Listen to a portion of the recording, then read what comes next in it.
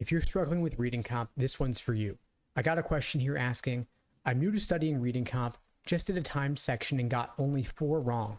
Is that a good score for someone who hasn't done a ton of LSAT prep yet? I just want to gauge if this is a section I can prioritize more or less. Well, first off, that is a great result. I'm sure there are many folks watching this right now who'd be very happy to improve their scores to only -4. So yes, that is a good score. I'm wondering, however, was that a strictly timed section? Also, know that a timed section isn't the same thing as doing a section in the context of a full exam. So you mentioned you're new to studying reading comp. I'm curious, have you already done a ton of work on games and reasoning? If you have, fantastic. Now mix in reading comp in the context of a full timed exam and see how does it go. Does your -4 drop to -8 due to potential issues with endurance? What I really want to do here is help you get an accurate picture of where you actually stand with regard to reading comp and help you better evaluate how to prioritize reading comp relative to the other sections. If it turns out you drop down to -8 and have more work to do, so be it. There are things we can do to help you boost your reading comp score. If you really are only at -4, that is of course fantastic, and maybe you want to spend more time on the other sections depending on how you do there. So I'll give you some general advice here on reading comp, and of course feel free to leave a comment or reach out with any follow-ups. And of course we have a lot more going on in LSAT Unplugged. We have live reading comp classes every single week. We have on-demand videos helping with reading comp and different advanced strategies we can help you apply as well. One common question I get is about reading The Economist or Scientific American. People will say, oh, those magazines are similar to reading comp, so reading them would help me with reading comp. My response is always, you know what's even more similar to reading comp is actual reading comp passages, of which there are nearly 400 in the released LSAT practice tests. So before you ever go outside of LSAT material, make sure you have exhausted what's available to you within the LSAT. And so if you need to prioritize reading comp more, you have tons of actual real passages that you can work off of.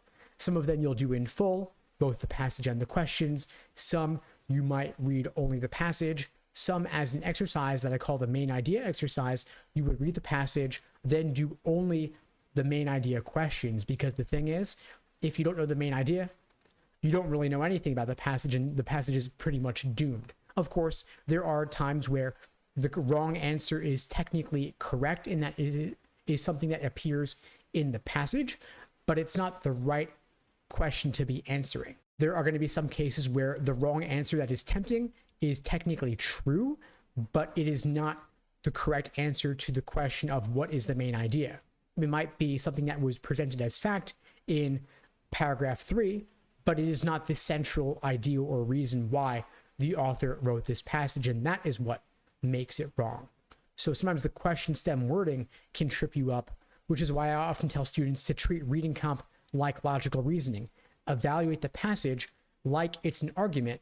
You'll have some questions that are strangely parallel to those you see in logical reasoning. So for example, you will have actual parallel questions. You will have analogy questions similarly worded. You will have strengthen and weaken.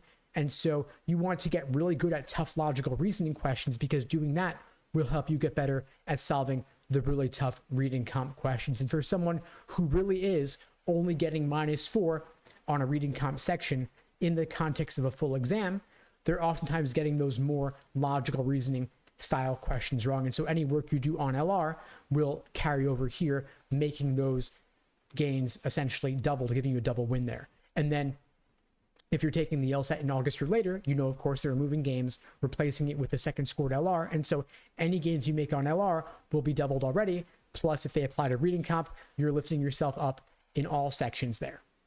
Now, if you're new to reading comp, one thing you might not know is that it doesn't make sense to approach the questions within a passage in order.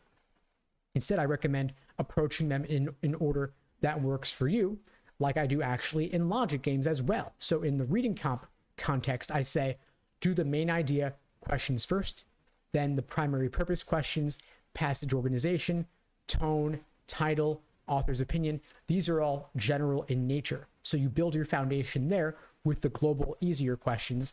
Then you move on to the detail-oriented questions that require a bit more reading between the lines. and maybe they would have line references in the paper version of the LSAT. Now they highlight it in the question stem and in the passage where they are directing you to go. And then finally, you have the more inferential questions that require more reading between the lines, similar to what you see in logical reasoning with inference questions there, or of course, the more parallel style questions that are some of the toughest of all. Anyway, that's all for now. I hope you found this video helpful. If you did, please do me a favor and share it with someone who needs to see it. I don't do any advertising for this channel. I rely only on word of mouth to help get the word out, and your spreading the word about these videos really does make a difference. In the meantime, I wish you all the best and take care.